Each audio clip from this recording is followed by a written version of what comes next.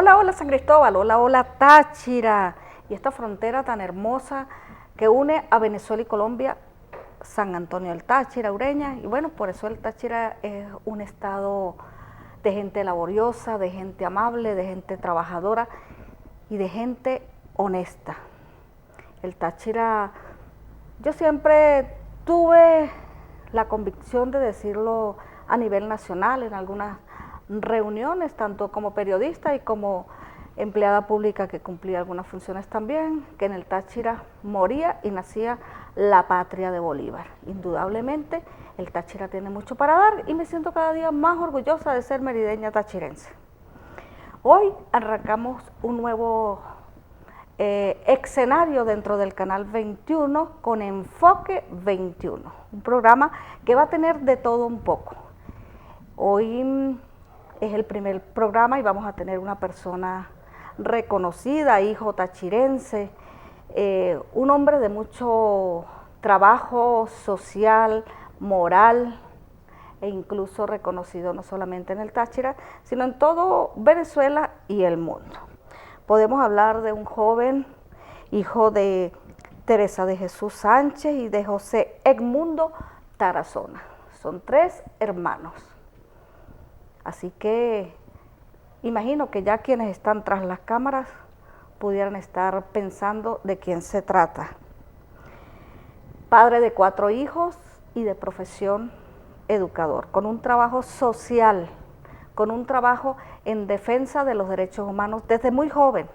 Así que hoy tenemos el placer y el gusto de traer a este primer programa de Enfoque 21 a Javier Tarazona. Hola Javier. Sandra, ¿cómo estás? De verdad que bienvenido. Muy agradecido por este espacio, por esta oportunidad de poder compartir con tu teleaudiencia pues el enfoque del siglo XXI, ¿no? El enfoque de este tiempo en Canal 21, una ventana que siempre ha estado allí dispuesta por la gente y para la gente. Y de verdad con mucha alegría en este proceso de reinserción a la vida, luego de 1675 días de cautiverio, pues estamos volviendo a la vida, volviendo a la libertad y sobre todo compartiendo con la gente, compartiendo con el que vive a diario en la calle las distintas vicisitudes que demandan soluciones. Pues. Claro que sí, Javier. Imagino que durante esos 4 años, 7 meses, en un lugar que no esperabas en ningún momento, o pienso que hay muchas personas que han pasado por esos escenarios y que no imaginan lo que hay en un lugar como ellos. Así que es muy importante escuchar su versión.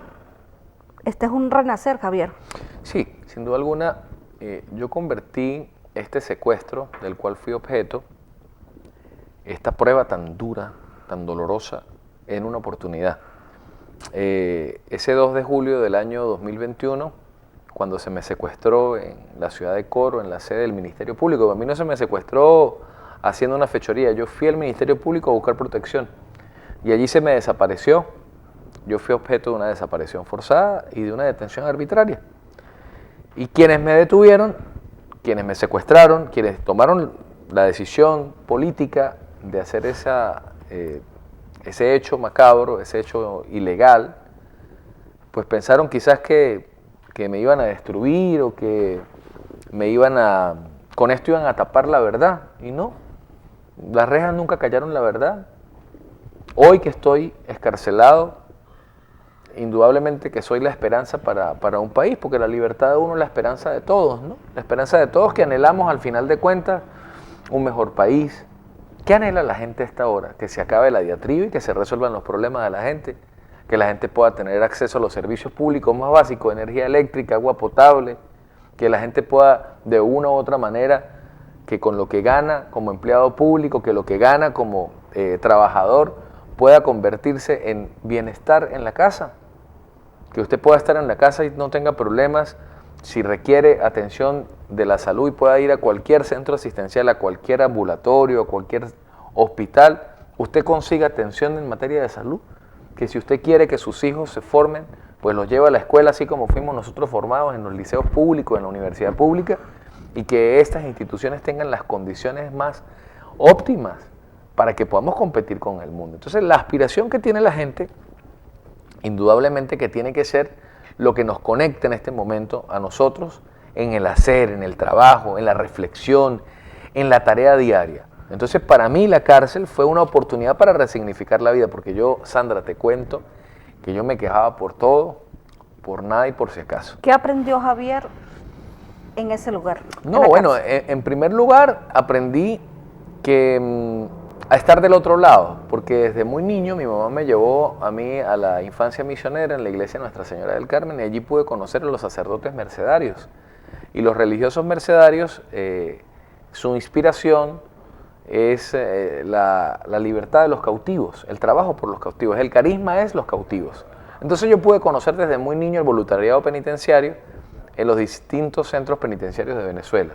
Entonces conocí a menores de edad en aquel momento, a niños y adolescentes que estaban en los centros de retención de menores, así como se le llamaba en el pasado.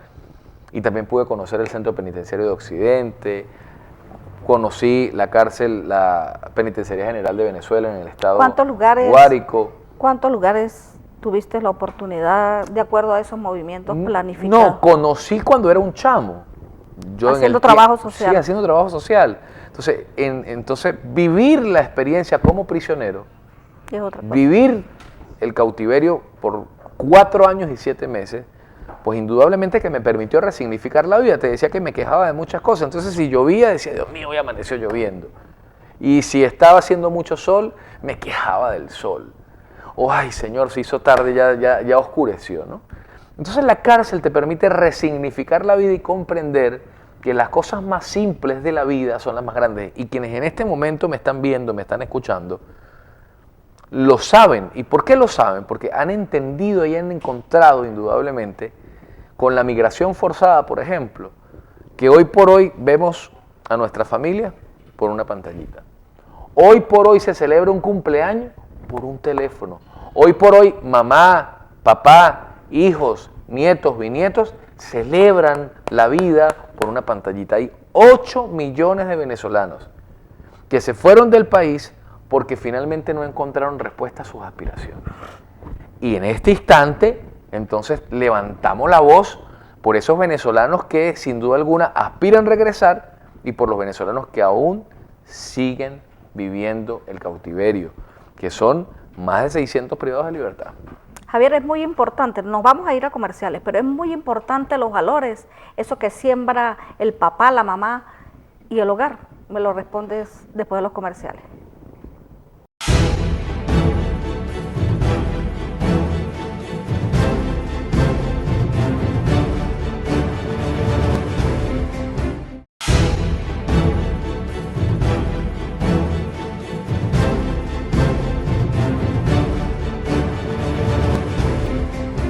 Continuamos con Enfoque 21. Quedó en el aire una pregunta, Javier. Sí, bueno, fíjate que la familia termina siendo, desde niños nos enseñaban a decir, a repetir que la familia es la célula fundamental de la sociedad. La familia es la primera escuela. Entonces, mamá y papá tienen una gran responsabilidad. Tenemos una gran responsabilidad que es formar en nuestros chamos desde el ejercicio de nuestros roles del afecto y de la autoridad. Porque justamente todas las corrientes teóricas en el campo de la psicología dicen, señalan, contemplan que es en la casa donde se modelan los patrones de comportamiento de los hijos, donde el aprendizaje social se da precisamente en la familia. Y allí es fundamental entonces que nosotros comprendamos el papel que se tiene, que no es solo el de la escuela, es decir, la escolarización tiene una tarea fundamental en el país, pero la familia también. Y eso nos tiene que llevar a quitarnos el chip cultural, donde le soltamos la responsabilidad al otro y no entendemos que esto es una responsabilidad compartida. Es una responsabilidad compartida. Justamente, yo salí de prisión convencido de la necesaria transformación que hay que hacer en Venezuela. Yo salí convencido y por eso salí a cambiar este país. Ahora, solo, no, salí a ser un agitador, un catalizador de las transformaciones que requieren en materia educativa en este país. Y es por eso que nosotros debe haber una transformación total. Sí, por supuesto, porque en Venezuela, ¿qué ocurre? Hay una serie de propuestas en materia educativa. Durante 27 años se ha llevado adelante lo que en los últimos años se ha nombrado el Plan de la Patria. Y el Plan de la Patria, yo no sé cuántos motores lleva realmente, algunos se han quedado sin aceite, otros se les ha fundido el motor, pero eso lo que ha generado es que tengamos hoy una escuela donde vemos la escuela con infraestructura destruida, con un salario del maestro empobrecido, donde las aulas están vacías porque los chamos terminan los papás diciendo yo me voy a llevar a mi muchacho para un colegio privado. Lo que en algún momento existió, no en los 27 años, mucho antes, porque yo por ejemplo fui a la escuela donde existía el vaso de leche y la arepa. En los últimos años estaba repartiéndose la arepa, pero la arepa vacía, el bollo vacío. Entonces la invitación no es a la demagogia, es decir, de mi parte, sino que abramos el debate hacia dónde nos está llevando esta realidad educativa que hay en el país. Entonces Tarazona no va a traer un proyecto nuevo, porque es que Tarazona trae, ¿sí?, debajo del brazo un proyecto nuevo. No, Tarazona lo que está invitando a través de una plataforma, de una alianza, de un movimiento que estamos en construcción llamado Venezuela Educa, le vamos a proponer al país a que debatamos un gran acuerdo nacional, porque así como existe la Constitución, que es el pacto social de un país, debe existir un proyecto que dirija la mirada a los próximos 25 o 50 años sobre el tema educativo. Y que gobierne quien gobierne, esté Sandra gobernando, esté Pedro gobernando, esté Luis gobernando, haya un proyecto claro en el que todos estemos de acuerdo, y precisamente es la educación. La educación es el país. Es el país. La educación es la vida del país. Y por esa razón, cuando es la proyección de un futuro. Estuve en cautiverio, yo en cautiverio, Sandra, logré no solamente resignificar las cosas más simples de la vida, sino logré desmontar muchas cosas que en mi mente existían para construir con más convicción, con más fuerza, pues este emplazamiento que estamos tratando de llevar adelante en la vida en Venezuela sobre la transformación educativa que tenemos en este momento como gran necesidad. Es urgente, es necesario, eso es una verdad que todos los venezolanos saben, porque ¿sabe qué ocurre? El venezolano dice, oye, se graduaron tales o cuales profesionales, pero esos muchachos ¿cómo vienen con deficiencias? Claro, porque la deficiencia viene desde la casa, la deficiencia viene desde el preescolar, la deficiencia viene desde la escuela, pero ¿cómo no vamos a tener deficiencias si 8 millones de venezolanos decidieron irse porque las condiciones del país, las condiciones que el país de una u otra manera estaba teniendo, llevó a que la gente se montara en un avión, otros se fueran caminando por el Darién y vivieran condiciones paupérrimas en este proceso de migración forzada, y hoy tienen el anhelo de volver, pero para poder volver tiene que cumplirse algo. Y usted me dirá, Sandra, Javier, ¿y qué será lo que tiene que cumplirse? La Constitución. Porque en este país hay presos políticos porque se irrespetó la Constitución. En este país hay crisis educativa porque el artículo 102, 103 y 104 de la Constitución se irrespetó. Entonces, Tarazona estuvo secuestrado 4 años y 7 meses. ¿Por qué? Porque se irrespetó la Constitución. Porque se buscó eliminarme a mí, y eliminando a Tarazona, silenciando a Tarazona, ellos pretendían maquillar una realidad que la realidad la gente la conoce. Entonces, pero Tarazona seguía en la calle, precisamente vivo y vigente. Sí, porque las rejas no callaron la verdad, todo lo contrario. Mire, cuando yo tuve la ocasión de en el cautiverio poder ver el canal del Estado, y yo veía el canal del Estado y escuchaba a quienes ostentaban o ejercían el poder,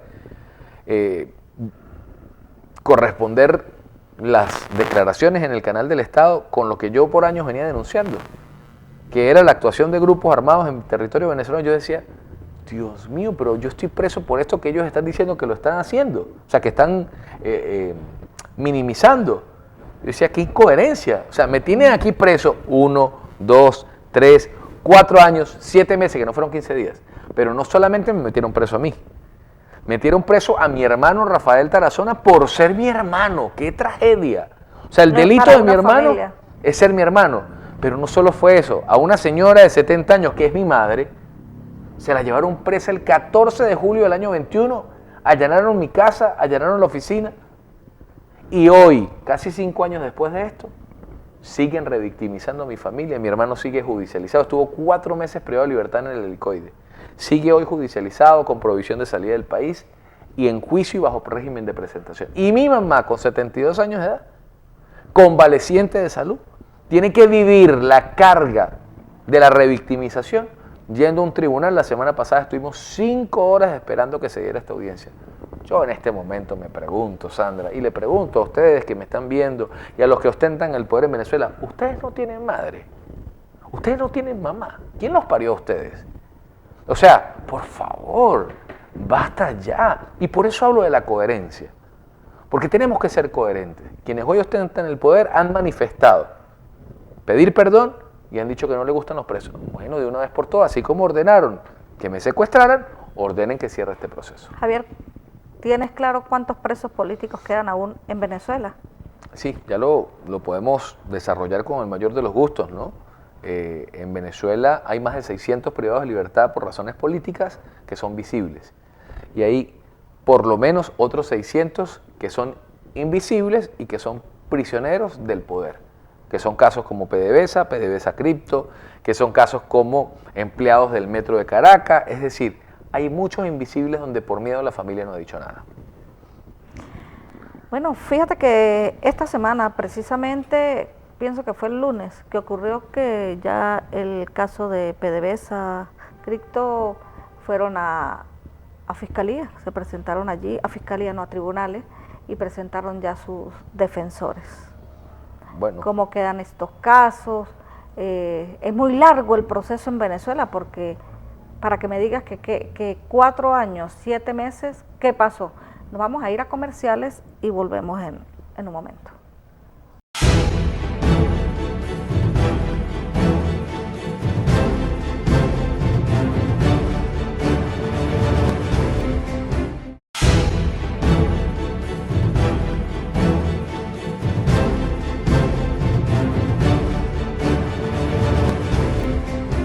Continuamos con Enfoque 21. Javier, de verdad que el tiempo se hace corto, se hace muy corto, pero bueno, es muy importante escuchar su versión. No nos lo están contando, tenemos aquí el autor de esa historia, que de hecho, imagino que hay muchas cosas que pudiéramos hablar. Sí, yo he dicho estos días cuando converso con la gente, porque yo ando muy comprometido con escuchar a la gente, Sandra, ¿sabe? Porque ciertamente creo que una de las grandes equivocaciones es que no escuchamos a la gente. Y en Venezuela, el punto de partida para resolver los problemas es cumplir la Constitución. Fíjate que tú me decías hace un momento sobre los privados de libertad de la causa PDVSA Cripto. Yo no soy quien para jugar ahí y decir quién es responsable y quién no es responsable, sí, pero muchos de esos compañeros yo los conocí en el helicoide. 3 años privados de libertad. Hasta ahora los llevan a juicio. No les habían permitido la defensa privada, o sea, le violentaron todo el debido proceso, todos los derechos humanos, y se le levantó toda una campaña, los expusieron frente a la opinión pública, que la corrupción. Y yo me pregunto... ¿Era necesario políticamente? No solamente lo necesario políticamente, sino yo me pregunto, si ustedes le agarraron unos reales a esta gente, porque los agarraron, según dice el canal del Estado, con las manos en la masa, yo me pregunto, ¿dónde están esos reales? ¿Por qué esos reales no están en las escuelas que hoy están destruidas o en los hospitales donde la gente está esperando por meses de una intervención quirúrgica? Bueno, porque simple y llanamente se utilizó esta causa de PDVSA Cripto, así como incluso han sembrado gente en casos de droga por eliminar políticamente al otro. Incluso en el tema de droga lo hemos visto. Y casos, por ejemplo, de prisioneros políticos. Yo te puedo nombrar a un joven que compartió conmigo más de 4 años en el helicoide, Wilder Vázquez, un dirigente estudiantil de la Universidad Central de Venezuela. Estuvo condenado a 5 años por la causa de el intento de magnicidio, el de los drones. Este joven no participó del hecho. Su delito fue comprar una comida, un mercado, y llevar ese mercado a una casa donde supuestamente en esa casa se iba a quedar una de las personas que participaron de la operación. Pero ese joven no sabía de hacer ese delivery, digamos, de comprar ese mercado. Y fue detenido, juzgado y condenado a 5 años. Cumplió 6 años en el helicoide. Lo trasladan a Rodeo y en este momento en este instante ha sido aperturada, luego de 7 años de cautiverio, una nueva causa para él. ¿Y cuál? Intento de fuga. Y uno dice, Señor mío, ¿pero por qué hacen este tipo de cosas? Bueno, porque buscan eliminar al otro, buscan sencillamente dañar a la persona y no hay con este tipo de comportamientos un buen mensaje. Yo veo muy mal que este tipo de hechos sigan ocurriendo. Yo compartí, por ejemplo, en mis celdas con cualquier cantidad de compañeros, 39 compañeros, 7 celdas y 2 tigritos viví yo. Y viví dolorosos momentos. En las primeras de cambio, cuando tú llegas a una cárcel, llegas al tigrito, que el tigrito es un lugar de castigo. Yo duré 47 días sin bañarme, yo estaba podrido en los primeros días. Donde me servían la comida, que era una vianda, que le llamamos nosotros en la cárcel Wendy, era una vianda de anime, donde me servían la comida yo tenía que defecar. Yo estuve por más de 3 meses donde mi mamá llegaba a la puerta de los centros penitenciarios en Caracas, el Helicoide, al Rodeo, allá, y buscándome a mí, y los funcionarios le decían, no, aquí no está. ¿Cuánto tiempo estuve yo desaparecido? Cuando a mí me presentaron a tribunal, no me permitieron la defensa privada. Cuando fui a la audiencia preliminar fue que me permitieron la audiencia, pero además, mira la tragedia, porque es una tragedia definitivamente. El fiscal que me acusa, la juez que me acusa, hoy están presos, hoy están privados de libertad. Y yo frente a este digo, oye, ¿qué mal le paga la revolución a sus hijos? ¿Qué mal le paga la revolución a sus hijos? Y yo le pido a Dios Todopoderoso que esa señora y ese señor que hoy están privados de libertad, que me acusaron a mí, que se prestaron para secuestrarme, puedan ver a sus hijos, porque yo mis hijos los tenía, mis 4 chamos los tenía a 900 kilómetros del lugar donde yo estaba.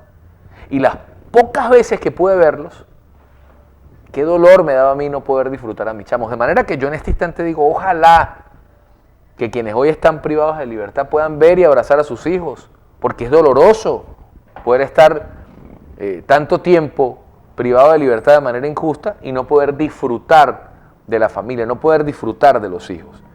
Por eso yo insisto, toda esta experiencia, Sandra, me ha permitido a mí resignificar la vida y hablar claramente que tenemos que reivindicar la política, porque la política no puede convertirse en lo que en Venezuela se ha hecho con el ejercicio del poder, que es lo contrario a la política, que es la politiquería, que es la demagogia, que es el populismo, que es la acción totalitaria, que es eliminar al otro porque piensa distinto. Tú puedes pensar distinto. ¿Y por qué yo tengo que eliminarte? ¿Por qué tengo que sicariarte políticamente? ¿Por qué tengo que anularte? ¿Por qué tengo que descalificarte, judicializarte? Es justo que Javier Tarazona, entre miles de personas, haya ido a la cárcel sencillamente por decir cosas que incomodaban. Es justo. Es justo eso. Por supuesto que no es justo y por eso exigimos justicia, por eso exigimos la reparación a las víctimas, por eso exigimos la no repetición. Cuando yo narro este tipo de experiencias, Sandra, no es para yo decir, ay, pobrecito Javier. No, que no se repita más nunca. Es que se nos han olvidado las cosas. Aquí se nos olvidó, por ejemplo, que en el Táchira hubo un joven, un niño, un adolescente llamado Cliuber Roa. Lo asesinó la policía cerca de las adyacencias de la universidad, en las adyacencias de la Universidad Católica del Táchira. Pero aquí se nos olvidó que Rufo Chacón, un chamo venezolano, tachirense, estaba con su mamá protestando para que le vendieran el gas doméstico, que hoy sigue viviendo el tachirense y el venezolano el dolor para poder acceder al gas doméstico. ¿Es posible en un país petrolero como el nuestro que la gente esté pariendo por una bombona de gas? Que la gente tenga que repagar una bombona de gas para poder tener el suministro de gas doméstico. Y se nos olvida que Rufo Chacón perdió la vista porque un funcionario vino y le disparó. Entonces hemos olvidado cuánta gente murió en el Darién, cuánta gente ha tenido que ver por una videollamada el sepelio de su familiar, cuánto dolor hay en este país. Entonces yo no digo esto para que sigamos ampliando el dolor y entonces exista el rencor y el odio, por el contrario. Que sirva ¿hasta cuándo esto? De la experiencia. ¿Hasta cuándo esto? Es necesario que el país entonces se aboque a las intereses y aquí la solución es cumpliendo la Constitución. Javier, nos vamos a ir a un corte comercial, pero es muy importante porque es que hay mucho que hablar, pero es muy importante señalar cómo ve Javier en estos momentos esas piezas del ajedrez que se vienen moviendo, donde parte de la oposición se ha sentado con el gobierno nacional a conversar. Vamos a un corte comercial y volvemos con Enfoque 21.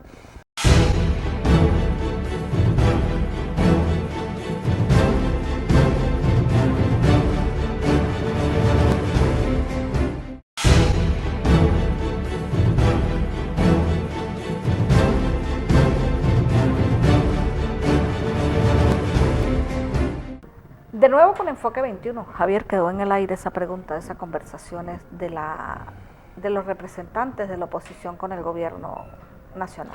Mira, yo viví en el cautiverio, Sandra. Yo recuerdo que en el 2021, cuando estaba yo recién llegado al cautiverio, estaba precisamente en un tigrito, estaba muy enfermo. Yo tomaba 23 pastillas.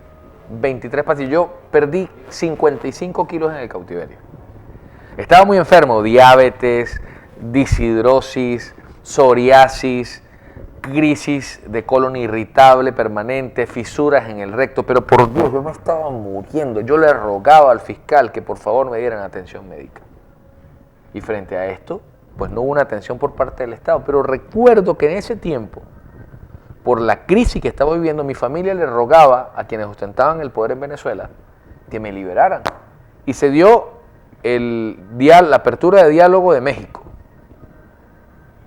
Y bueno, cualquier cantidad de actores y sectores comenzaron esa discusión, comenzó ese periplo de discusión, de diálogo, de conversación, que nos trajo hasta las elecciones del 28 de julio del 2024. ¿Y qué es lo que ha ocurrido en Venezuela? Que quienes ostentan el poder siempre han buscado estirar la arruga. Eso es como cuando tú tienes una liga y vas estirando la liga, y si yo estiro esa liga y me la coloco aquí en los ojos, ¿qué pasa con esa liga? Me dan la vista, me dan la cara. Lo que ha ocurrido en territorio venezolano, en nuestro país, frente al tema de la satanización, de la conversación, del diálogo, es que quienes ostentan el país, el poder en el país, lo que buscan es una foto y no resolver los problemas de la gente. Entonces, ¿que necesitamos conversar en país? Por supuesto que necesitamos conversar. ¿Que necesitamos hablar en el país? Claro que necesitamos hablar. Hablar es lo que hace falta. Ahora, hablar no para perder el tiempo. Hablar es para resolver los problemas de la gente. Hablar no es para tomarse una foto con un presidente, con un vicepresidente, con un ministro, con un gobernador, con un alcalde. ¿De qué vale la foto si la gente, que es la que más sufre, no se le resuelven los problemas? La mejor fotografía es que en un hospital usted llegue con una emergencia y pueda ser atendido. La mejor fotografía y el mejor diálogo es que entendamos que la escuela está destruida, que no hay en este momento una escuela en Venezuela que pueda decir tenemos las mejores condiciones. No hay en este momento en Venezuela un liceo, universidades, un liceo que pueda mostrar un laboratorio de física, química y biología. Entonces yo le digo algo, hablemos, conversemos, abramos el debate, pero resolvamos los problemas. Ah, no, pero entonces nos tomamos una foto tú y yo aquí. Chévere. Y aparecemos ahí en la foto y los problemas y la gente. ¿Dónde están los problemas de la gente? ¿Dónde están las demandas? Para no ir tan lejos, la ULA, la UNE, universidades en total abandono. Yo tuve la oportunidad de pasar hace 2 años por Barinas, 3 años, y me dio demasiado dolor ver la universidad, la Ezequiel Zamora. Yo te digo con toda honestidad. Con monte dentro de las aulas, eso yo no lo entendí ni lo comprendí. Yo le voy a decir algo. Si nosotros no entendemos, a ver, ¿qué es la política? Partamos de allí. Hace unos días estaba yo en la Eucaristía de la Última Cena con el padre Joel Javier Escalante Buitrago. Y cito al padre Joel Javier Escalante porque me pareció además sumamente importante lo que él dijo. Él estaba hablando de las vocaciones, entonces que el niño que jugaba a ser médico de niño terminaba siendo médico y el que jugaba a ser abogado terminaba siendo abogado y terminaba siendo juez. Y en algún momento dijo, y el niño que juega a ser mentiroso termina siendo político. A mí me impactó mucho para la reflexión. Y entonces yo me planteo en este momento a quienes nos están viendo, ¿por qué la gente está tan cansada del tema de la política? Bueno, porque lamentablemente quienes ostentan el poder en Venezuela han desdicho de lo que es la política. La política es una ciencia que atiende los problemas de la sociedad y los transforma y los resuelve. Entonces, la política necesita de conversar, la política necesita, por supuesto, de reflexión y de discusión y de debate. Ahora, la pregunta es, si yo hoy voy y me siento con Sandra y vamos a hablar de un problema, hablemos de este vaso. Mire, este vaso está partido y entonces la filtración de esa agua está afectando aquí tu cuaderno y está afectando mi agenda. Ah, pero nos tomamos una foto y no resolvemos el problema de ese vaso que tiene la fisura, la grieta y terminamos entonces no resolviendo el problema. ¿Quién es el que termina entonces en este instante ganando? Bueno, el que tiene el poder, se toma la foto, dice todos me quieren, nadie me odia, mejor me como un gusanito, como la canción. Aquí hay que resolver los problemas de la gente, hay que escuchar a la gente, con quien hay que escuchar es a la gente. Pero la gente que tiene hoy problemas de acceso al gas doméstico, la gente que hoy tiene que vivir con alumbrones, porque hay un apagón en la mañana, un apagón en la tarde y otro apagón en la noche.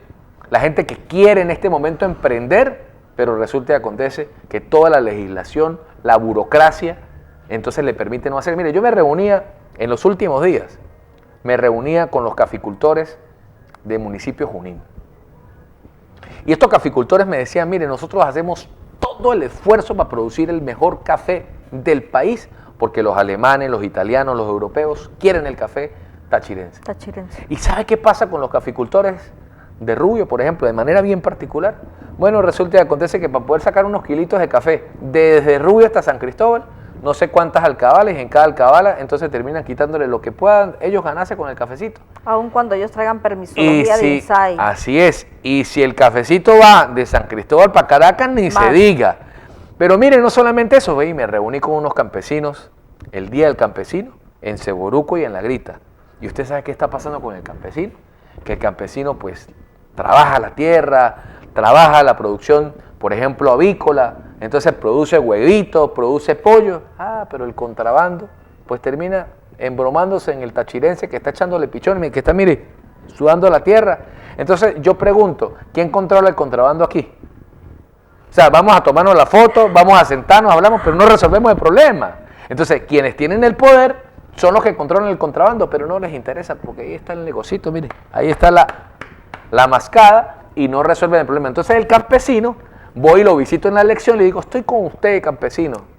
Pero resulta que cuando tengo el ejercicio del poder, no atiendo al campesino. Y por eso, el caradurismo, quienes ejercen el poder, tienen que dar la cara, den la cara, resuelvan los problemas de la gente. Aún existen en alcabalas, porque es visible, personas quienes recogen ese bendito pote, ese pote que si tú eres una madre de familia que va a Cúcuta, por decir algo, y traes toallas sanitarias para vender. Y Sandra, ¿sabe qué me da mi paz? Todo. ¿Sabe qué me da paz? Que yo el tema de las alcabalas no lo estoy hablando hoy. Tengo años haciéndolo. Yo recuerdo que una vez montamos una campaña y, por cierto, Nicolás Maduro dio una orden ese día que se acabaron las alcabalas. Lástima que la orden fue como por un mes, a lo que los negocios que tienen los que ostentan el poder son muchos. Ahí hay muchos potes, y el pote para el uno, y el pote para el otro, y el pote para el otro. Con nombre y apellido. Bueno. Nombre y apellido. Bueno, Nos vamos de nuevo a comerciales, ya viene el último segmento, así que hay que cerrar con broche de oro, Javier.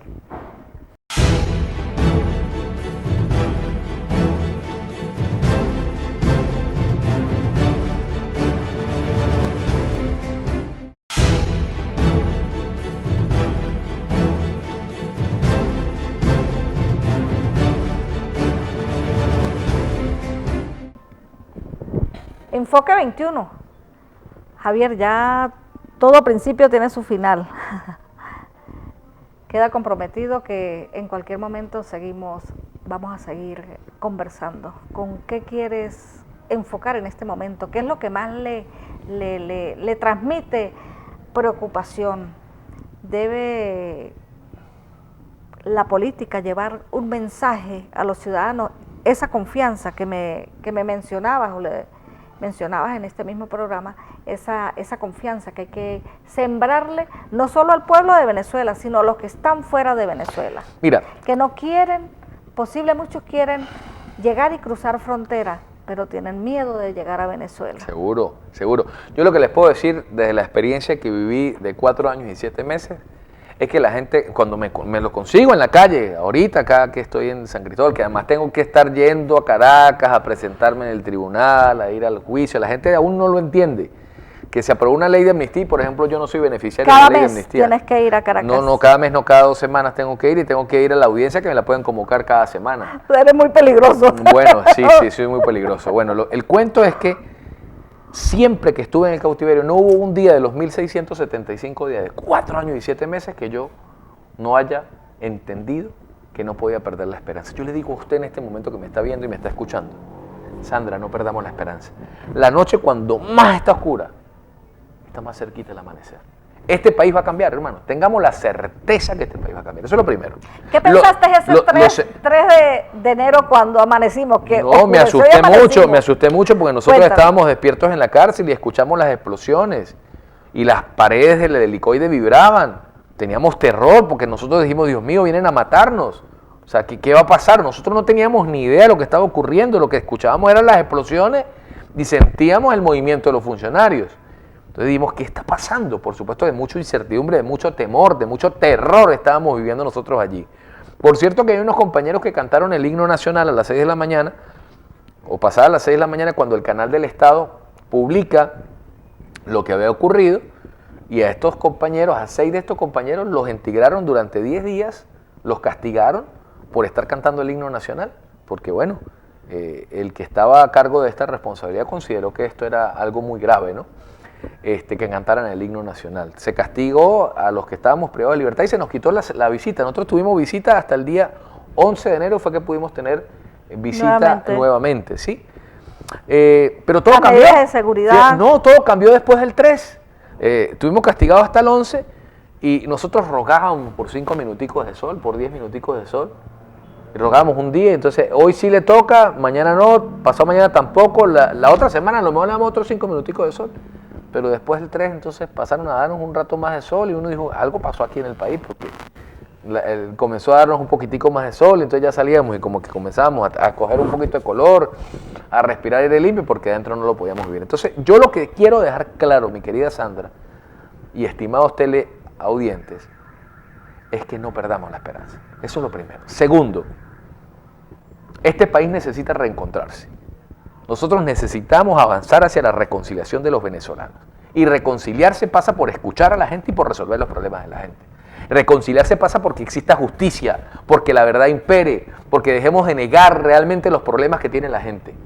Y esto pasa sencillamente porque se puedan restituir los derechos de la gente. Y restituyendo los derechos que están en la Constitución, 8 millones de venezolanos van a poder justamente hacer lo que usted dice, dejar el miedo y decir, voy para Venezuela a hacer mi vida, a recuperar esa casa abandonada, a recuperar esa familia que durante tanto tiempo ha estado allí ausente. Pero además, la recuperación de este país pasa porque no exista un preso político más en este país. No es posible que en este país hayan en este momento más de 1000 presos políticos, entre los que son visibles y entre los que son presos del poder, que siguen privados de libertad y que no podemos permitir que sigan en esa situación. Hay incluso personas desaparecidas y es triste y es reprochable.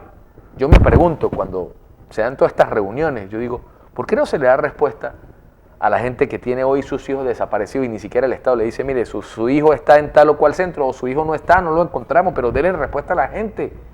¿Cómo es posible que, por ejemplo, un compañero como Jackson Vera, o un paisano como Jackson Vera, esté en este momento privado de libertad y haya sido sembrado con explosivos simple y llanamente por haber sido un dirigente estudiantil que levantó la voz y haber sido un dirigente político que levantó la voz? Frente a esto nosotros no estamos de acuerdo y seguiremos hablando por la justicia, que debe ser lo primero en Venezuela.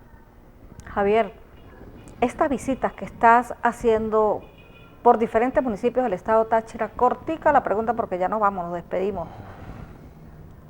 ¿Qué le han traído? Escuchar a la gente. Inquieta? No, escuchando a la gente y sin duda alguna más convencido de que tenemos que levantar la bandera de la educación. Y la gente me conoce. Mire, el tachirense me conoce. El tachirense sabe que yo no soy un recién llegado, que yo no soy un dirigente paracaidista en este estado, que viene por un ratico y entonces, no, yo estoy aquí con la gente, siempre he estado con la gente, siempre he estado escuchando a la gente y trabajando y siendo la voz de la gente. Escuchamos a Javier Tarazona, reconocido luchador social, profesor, tachirense. Seguiremos en cualquier momento conversando con él. A través de Enfoques 21, hoy estuvimos William Chacón, Jesús Hostos y yo soy Sandra González.